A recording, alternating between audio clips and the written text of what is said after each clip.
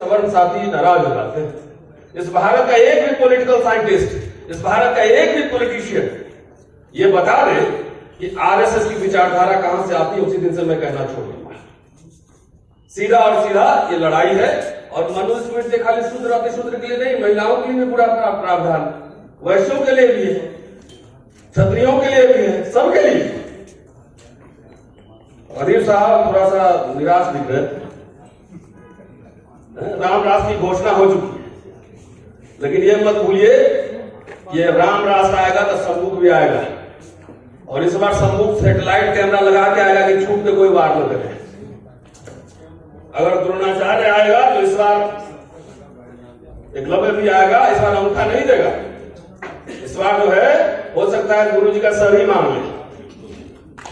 और इसलिए निराशा की बात नहीं है, ऐसे ऐसे युग आते रहे इतिहास में। इतिहास का छात्र हूं, इतिहास पढ़ाता हूं, और इसी दिल्ली में मैं हिंदू कॉलेज में पढ़ाता हूं, दिल्ली यूनिवर्सिटी में 26 साल पढ़ा हूं। और इसी दिल्ली मैंने कहा कि संविधान खत्म करने की घोषणा नहीं हुई। आरएसएस के पास बहुत तरीके हैं। बाबरी मस्जिद ढाने के लिए भीड़ लाने की जरूरत नहीं है। प्रशांत जी इशारा कर रहे हैं, मैं भी इशारा ही कर देता हूं। यहां बहुत सारी संवैधानिक संस्थाएं हैं, इलेक्शन कमीशन है, सुप्रीम कोर्ट है, ये तमाम है। उसी के थ्रू ध्वस्त किया जाए। और यह कारण नहीं है कि सेमिनार में जजेस कुछ और बोलते हैं और जब कुर्सी में बैठते हैं तो बाबरी मस्जिद पे क्या फैसला देते हैं, आपको सब पता है। अभी लेटेस्ट चल रहा है SC/ST वर्गीकरण का, और ये अनकॉन्स्टिट्यूशनल है, स्टूडेंट ऑफ हिस्ट्री में कह सकता हूं। मैं तो कह रहा हूं, मैं तो एलिट दलित हूं, तो मेरे साथ भेदभाव नहीं होता है। आइए हिंदू कॉलेज कैंपस दिखाते हैं आपको, हमारे सारे यूट्यूबर साथी आते हैं हमारे पास। मैंने चीफ जस्टिस ऑफ इंडिया को चिट्ठी लिखा था। प्रशांत जी चले गए, वकील साहिबा है, बताएंगे कि FIR होने से किसी को विदेश जाने से रोका जा सकता है। तो मुझे इंग्लैंड में अगर लेक्चर देना हो, US में लेक्चर देना हो, रोक दिया जाता है। ये इसलिए कह रहा हूं कि इसी सिस्टम में जहां लोग पॉलिटिकल क्लास के लोग सरेंडर कर रहे हैं, कुछ लोग हमारे जैसे भी हैं जो अपना कैरियर, जान, धमकी मिलती है, सब कुछ मिलता है, लगा के इस सिस्टम में काम कर रहे हैं। और आरएसएस बीजेपी को समर्थन दे रहे हैं। बकायदा कोई पॉलिटिकल क्लास का हमारे पास समर्थन सपोर्ट सिस्टम नहीं है। ये वर्गीकरण की जो बात चल रही, कैसे एंटी कॉन्स्टिट्यूशन है, आरएसएस को किससे डर है?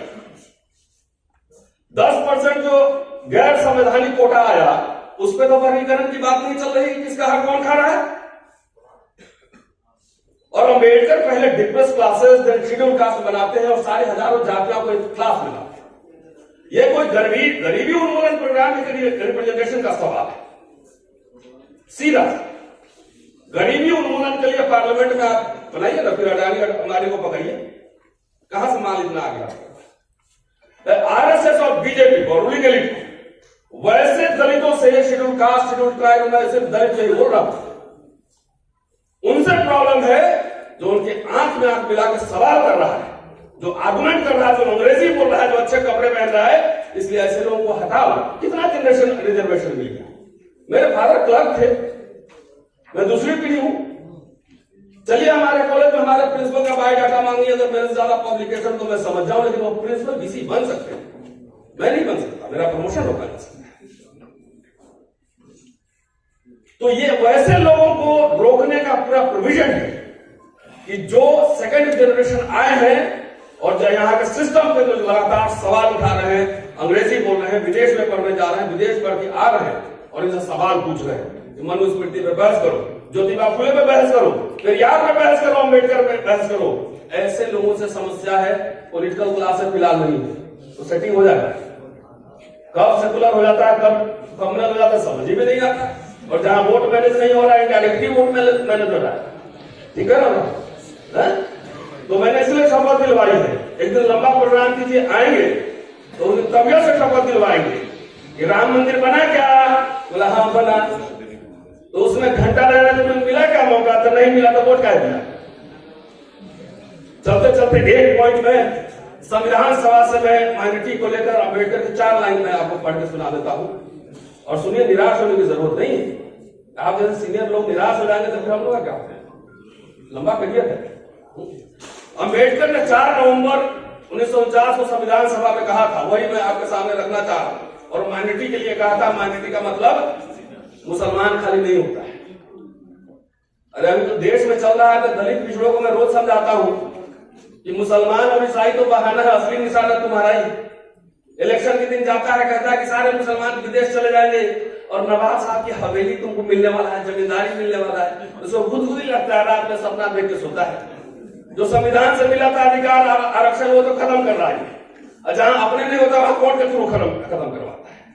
अम्बेडकर ने संविधान सभा में कहा था, अल्पसंख्यक को जो राइट्स दिए गए थे, कि अल्पसंख्यकों को सहूलियत देने जाने का जो निर्णय संविधान सभा द्वारा लिया गया है, मेरी राय में सही है। इस बारे में बिल्कुल संदेह नहीं। इस देश में अल्पसंख्यक और बहुसंख्यक दोनों ने गलत मार्ग अपनाया। अल्पसंख्यकों के अस्तित्व को नकारना बहुसंख्यकों की गलती है, और अल्पसंख्यकों को अल्पसंख्यकवाद अपने सीने से लगाए रखना यह भी उतना ही गलत है। दोनों उद्देश्य साध्य हो, इसका उपाय किया जाना चाहिए। कोशिश यह की जानी चाहिए कि किसी समय अल्पसंख्यक और बहुसंख्यक एक रूप हो। धर्मांधता की भावना, आरएसएस बीजेपी क्या कर रही है, सुनिए वो एग्जाम्पल दे रहा। धर्मांधता की भावना को बल देकर अल्पसंख्यकों को दी जा रही सहूलियतों का विरोध करने वालों को मैं दो बातें बताना चाहता हूं। दो बातें। पहली बात तो यह है कि अल्पसंख्यक विस्फोटक शक्ति होती है, विस्फोटक शक्ति होती है। उसका विस्फोट होने से पूरे राज्य के बिखर जाने का खतरा है। मोदी साहब सुन लीजिए, मैं नहीं कह रहा हूं, अम्बेडकर 4 नवंबर 1949, हिंदी का वॉल्यूम 40 है, अंग्रेजी का वॉल्यूम 13 है। यूरोप का इतिहास इसी प्रकार की भरपूर और भयानक घटनाओं का प्रत्यक्ष गवाह है। दूसरी बात यह है, एक और भी, ये भारत के अल्पसंख्यकों ने अपना अस्तित्व बहुसंख्यकों के हाथ में देना स्वीकार किया है। बहुसंख्यकों का राज्य इन्होंने निष्ठा के साथ स्वीकारा है। इसलिए अल्पसंख्यकों के प्रति भेदभाव न करना आपका कर्तव्य है। इसका एहसास बहुसंख्यकों को रखना होगा। अब अल्पसंख्यकवाद टिका रहे या एक साथ हो, यह बहुसंख्यकों के बर्ताव पर निर्भर करेगा। अल्पसंख्यकों के विरोध में भेदभाव करने की आदत बहुसंख्यक जिस दिन छोड़ेंगे, उसी दिन वे एक साथ हो जाएंगे। अल्पसंख्यकवाद की बात ही नहीं है। क्या हमारे पॉलिटिकल क्लास में, अभी तो आरएसएस में हमने कुछ तो मानता हूं, मेरा भाई भी लड़ेगा चुनाव आरएसएस भी, मैं तो जाऊंगा कैंपेन में उसके खिलाफ, क्योंकि पूरी डेमोक्रेसी आरएसएस को लगता है कि उसने इंडियन रिपब्लिक पे कब्जा कर लिया है, सारे इंस्टीट्यूशन को ध्वस्त कर रहा है। एक ही लाइफ मिलती है, या तो लड़ लो या समझौता करने वाले बहुत लोग हैं कि 2 MP का टिकट के लिए या कुछ पैसे वैसे के लिए समझौता करना। इसके लिए फारूक साहब वैचारिक लोगों को खड़ा कीजिए। बहुत सारे सोशल एक्टिविस्ट है, सिविल सोसाइटी की बात पहचान नहीं करके गए। लीडर लोग समझ रहा है कि सब लोग आपके पास मांगने आ रहा है। बहुत लोग ऐसे हैं जो मांगने नहीं जाता है, देने जाता है। और ऐसे लोगों को पूरे भारत भर में घुमाइए, खाली कम से कम हिंदी पट्टी में, और जाइए। मैं तो कह रहा हूं कि ये हिंदू राष्ट्र आ रहा है, कुछ समाजवादियों और कुछ अम्बेडकरवादियों के कंधे पर चढ़ के भी आ रहा है।